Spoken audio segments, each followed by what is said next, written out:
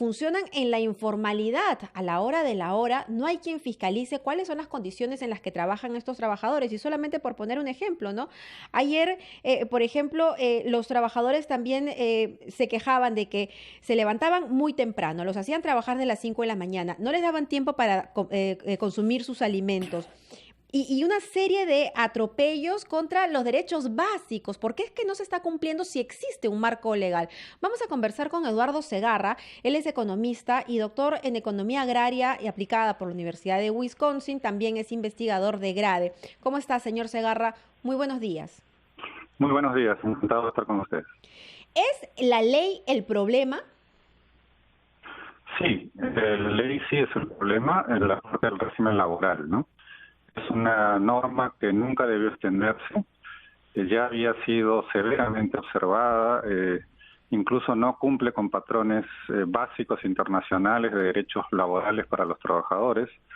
Lamentablemente, el sector agroexportador ha seguido insistiendo con esta norma, que en realidad ya no necesita el sector agroexportador peruano hace bastante tiempo que ya tiene suficiente capacidad y competitividad para no depender de este tipo de legislaciones atentatorias a los derechos laborales. Señor Segarra, gracias por estar con nosotros. Soy Mauricio Fernandini. Ha sido una constante escuchar de todos los manifestantes, independientemente de la agroexportadora en la que estén trabajando, que el tema de los service, ¿no?, está siendo muy mal empleado. Algunas agroexportadoras optan por un service y este service es el que finalmente maltrata, niega el refrigerio, los hace trabajar con un reto, ¿no?, que es inalcanzable. Vamos a suponer los ejemplos que han citado, ¿no? Tiene 5 minutos para recoger 2 cilindros de uvas y eso se sabe que racionalmente no se puede. ¿Por qué insistir en uso de service si estos finalmente, me parece que en gran parte, han generado el problema? Eso es correcto, ¿no? Ahí hay un uso abusivo del service, que es uno de los instrumentos utilizados básicamente por las empresas para en realidad gestionar o mal gestionar a los trabajadores. Estas empresas de service básicamente se les encarga todo el manejo del personal, algo que en realidad debería ser una competencia permanente y crucial de la propia empresa. Ese no es un tema que se pueda llevar a un service. Un service se contrata para hacer la limpieza, para hacer una serie de servicios, digamos, llamémosle conexos, pero no para la actividad central de la empresa, que es el manejo de la mano de obra. El capital humano. Es un uso totalmente irregular y el Ministerio de Trabajo pintado en la pared, ninguna fiscalización. Mabel, si me permites la repregunta, porque Mabel preguntó, ¿el problema es la ley? Y usted dijo que sí. ¿Qué pasa si hacemos una nueva ley, pero las personas la interpretan arbitrariamente y no con justicia? ¿Hay una combinación de mala interpretación de la ley o es estrictamente un problema de ley? O sacada de vuelta de la ley en muchos casos, ¿no? No, a ver, les explico. La parte laboral de la Ley de Promoción Agraria en realidad no crea un tipo de contrato específico para el sector agrícola. Las empresas en realidad usan el régimen general en la modalidad de empleo temporal. Lo que hace la Ley de Promoción Agraria es degradar algunos derechos básicos de los trabajadores en el uso de esos contratos temporales. Por ejemplo, la CTS, que es una institución fundamental porque es un seguro de desempleo, es salarizada, es incluida en el salario diario, lo cual la desneutraliza totalmente. Igual con las gratificaciones, igual con las vacaciones. Esa es una demanda muy concreta que está atada a este régimen agrario, que en realidad lo que quieren justificar como que es necesaria para trabajar el tema de la temporalidad. Pero eso es totalmente falso, porque la temporalidad en realidad la trabajan las empresas con los contratos temporales. No es un tema de temporalidad, es un tema de mal uso de los contratos temporales que la ley de promoción agraria ha institucionalizado. Por eso es que la derogatoria en realidad es factible y no alteraría en nada fundamental el funcionamiento del sector agroexportador. Pero la derogatoria para pasar a un régimen general. Es que actualmente las empresas usan el régimen general en la modalidad de empleo temporal.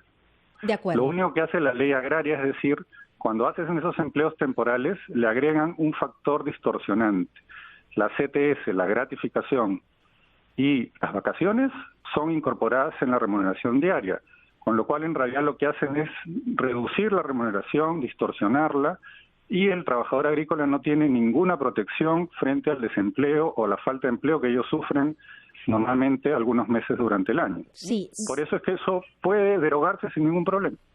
Señor Segarra, si nos permite, tenemos que ir a una brevísima pausa y le suplicamos haga uso de su paciencia para volver a conversar con usted, porque tenemos muchas preguntas para terminar de entender en qué está perjudicando esta ley del fomento agrario que rige hasta el 2030, me parece 2031, y que usted está explicando en esta primera parte que en realidad es lo ancho para el agroexportador y casi nada para el trabajador, es lo que hemos podido deducir de su explicación. Volvemos con usted. Conversando con Eduardo Segarra, él es economista y doctor en economía agraria. Con él estamos analizando lo que está sucediendo en Ica con el paro de trabajadores de la agroexportación. Y hubo un comunicado, señor Segarra, de las grandes agroexportadoras, y ellos señalaban que las empresas formales, o que, mejor dicho, habían algunas que sí cumplían con la ley, otras que no, que se manejaban en la informalidad, y ahí era donde se daban estos grandes atropellos a los trabajadores. Si llevamos esto a nivel macro, ¿qué podemos decir de lo que pasa en los diferentes valles, en las diferentes regiones? ¿En qué condiciones están trabajando los agroexportadores? A ver, en lo que dice el comunicado hay una media verdad, ¿no? Efectivamente, aparte del problema que representa la ley agraria en la parte laboral, que ya vamos a explicar en más detalle si ustedes quieren, sí, está el problema de, obviamente, que a la ley se le saca la vuelta por todos lados, ¿no? A la propia ley de promoción agraria. O sea, el régimen laboral, que ya es totalmente desprotector y es un régimen absolutamente retrógrado, encima hay evidentemente empresas que ni siquiera cumplen con eso. Ahora, el planteamiento tiene el problema de que no reconoce que hay un serio problema en la propia ley de promoción agraria, que, como hemos explicado, no es equivalente a un contrato temporal pleno de acuerdo a la Ley General de Trabajo. Esta ley recorta derechos fundamentales, sobre todo el derecho a tener una CTS, tener vacaciones y tener gratificaciones, de manera correcta, no en la forma distorsionada en la cual crean una ficción de que estos derechos son licuados en la remuneración diaria. Siguen negándose a aceptar eso, y lamentablemente eso lo que lleva a una, y en mi opinión es simplemente una posición ideológica, porque las empresas perfectamente podrían, y algunas empresas sí lo hacen. Por ejemplo, Camposol usa el régimen general a plenitud, usando los contratos temporales y pagándole a los trabajadores los derechos que tiene que pagarle. ¿Por qué? Porque esta empresa tiene demandas a nivel internacional que le dicen que tiene que cumplir con derechos básicos de los trabajadores. Entonces, si no compran el producto, si no lo pueden exportar.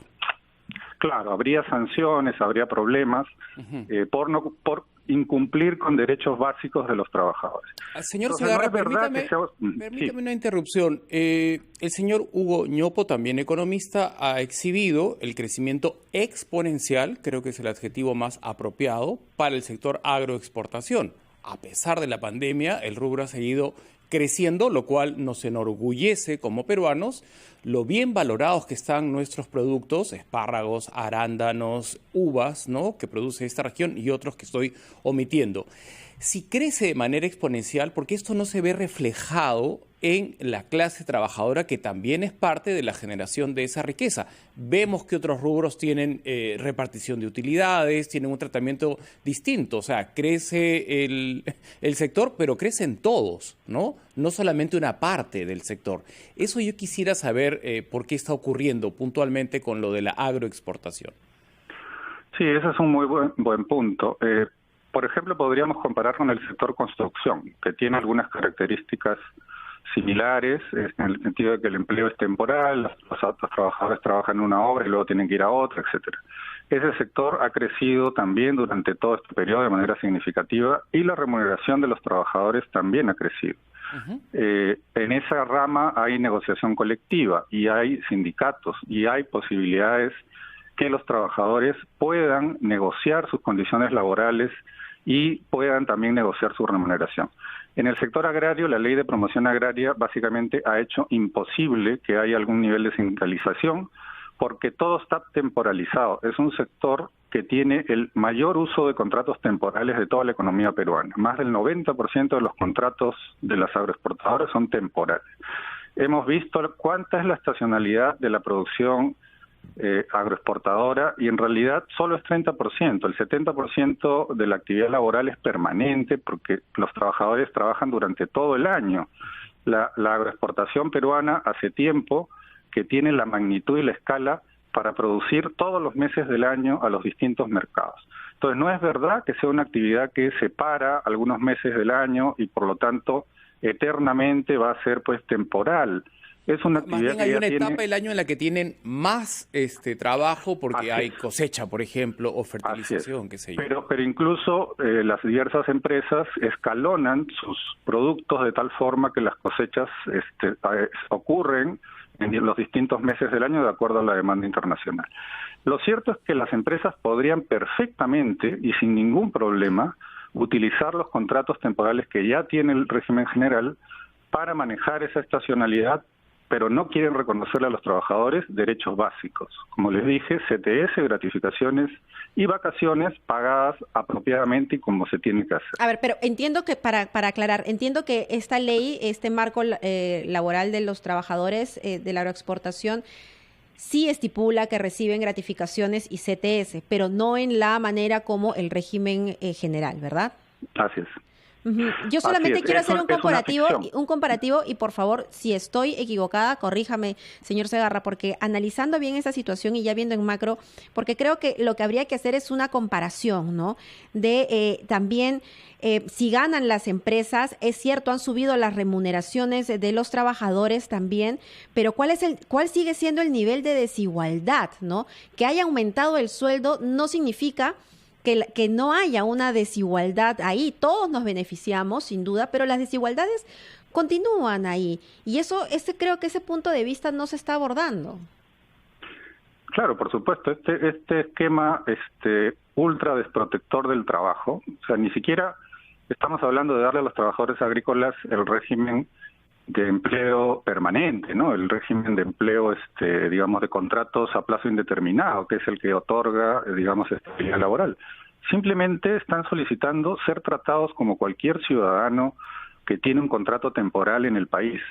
Se parece a la famosa llamada Ley Pulpín, que intentó introducir un trato diferenciado a los jóvenes solo por ser joven, que tengan un contrato de tercera categoría.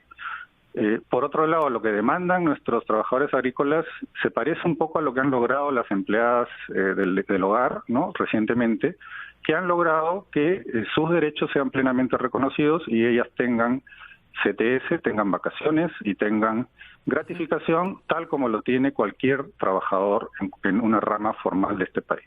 Esta pandemia nos hizo reflexionar en torno a este orgullo que sentíamos los peruanos del crecimiento sostenido en la región. Perú con unas cifras espectaculares de PBI, pero sin hospitales, sin colegios y somos el país más golpeado con un crecimiento sostenido.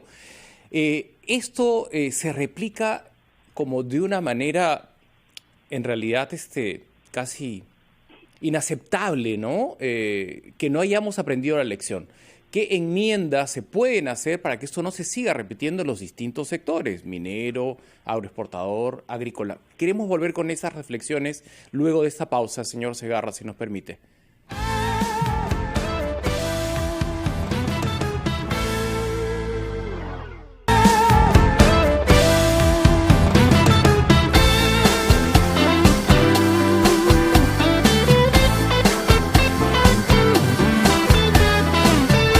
Del Perú, estamos con el señor Segarra, quien nos está dando luces sobre lo contradictoria que es esta ley del fomento agrario, ¿no? Que si bien es cierto nos detenemos a ver cifras de la región Ica y nos sentimos como orgullosos de que no hay desempleo, Pero nos tenemos que preguntar, ¿ese empleo es digno?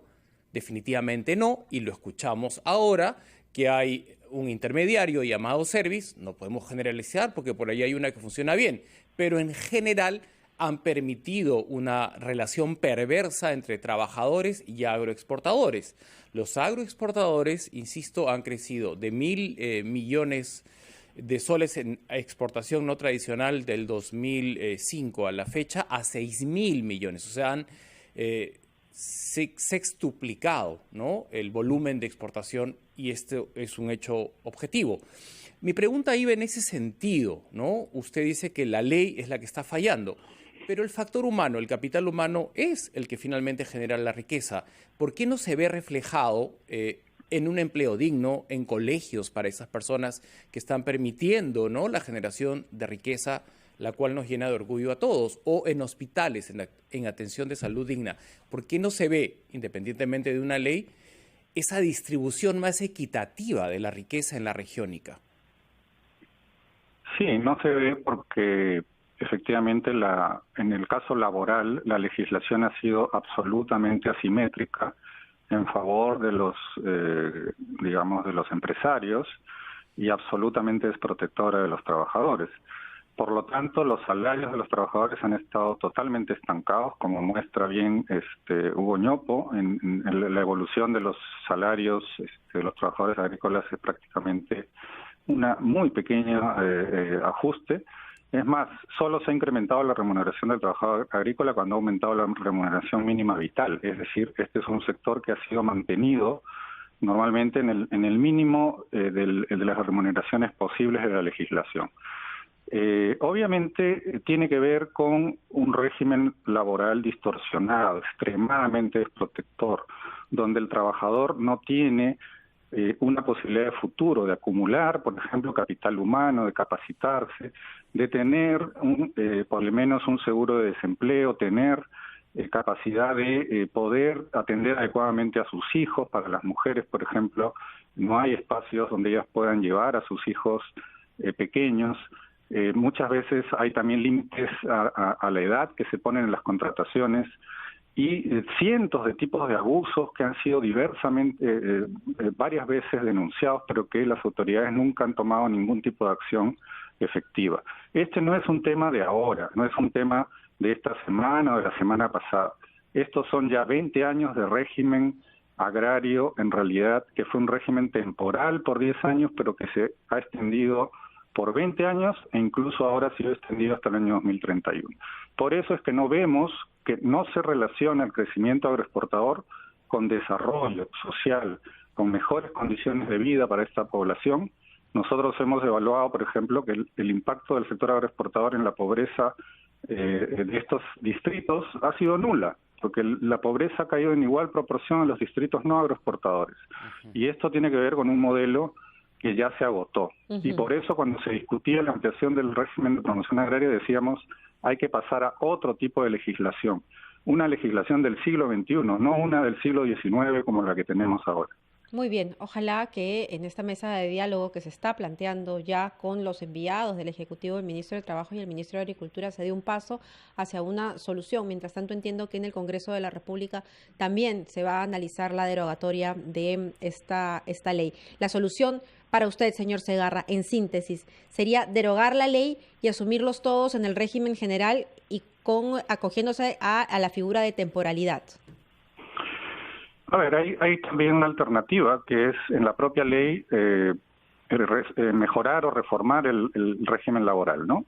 Reconocerle plenamente la CTS, la remuneración, la gratificación y las vacaciones al trabajador, hacer equivalente realmente esto al régimen general, no eliminar en este momento la exoneración tributaria que tienen estas empresas, porque es un momento de crisis, estamos en una pandemia mundial y eso puede afectar en este momento el desempeño de este sector. Quizás escalonar el retiro de la exoneración tributaria, pero tiene que darse una solución. La otra opción es derogación simple de la ley, eso también es una solución. Obviamente creemos que no es la mejor solución en este momento, y yo creo que el Ejecutivo y el Congreso se pueden poner de acuerdo para hacer las modificaciones inmediatas que esta ley requiere y darle a estos trabajadores una salida y darle paz social a el país que en este momento tanto lo necesita. Muy bien, señor Segarra. Muchísimas gracias, por estos minutos en donde nos ha ayudado a entender esta problemática. Son las 10:42, Mauricio. Tenemos que ir nuevamente a Ica.